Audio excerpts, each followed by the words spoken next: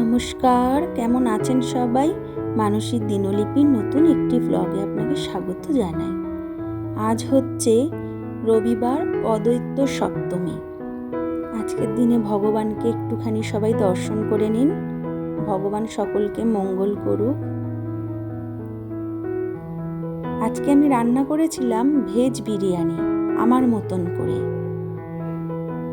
এখানে আমি বাসমতি চাল আগের থেকে ধুয়ে ভিজিয়ে রেখেছি।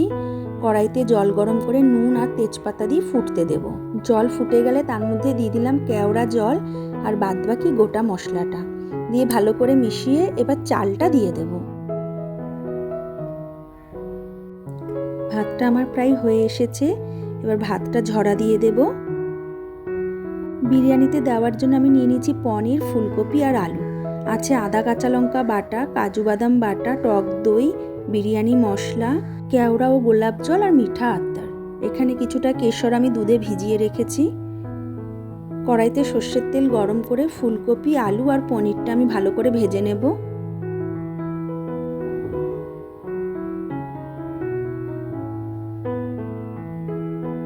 ওই তেলে আমি আরেকটু তেল দিয়ে দেব আদা কাঁচা লঙ্কা বাটা।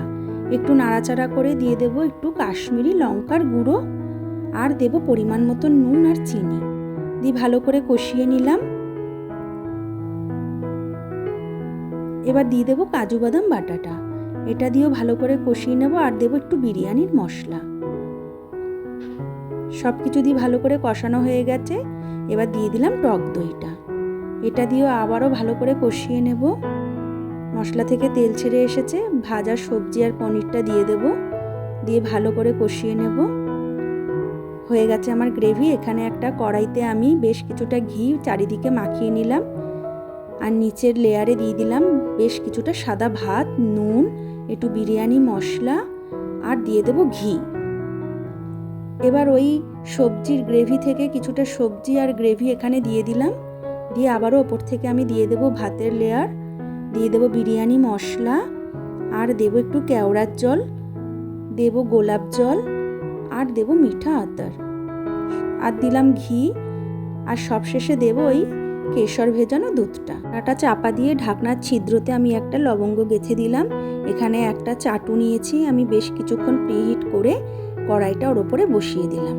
20 মিনিটের জন্য রেখে দিয়েছিলাম। আমার বিরিয়ানি কমপ্লিট হয়ে গেছে। ঢাকনাটা খোলার সাথে সাথে এত সুন্দর কেশর আর ঘিয়ের গন্ধটা আসছে, দেখতে যেমনই হোক খেতে কিন্তু দুর্দান্ত ছিল।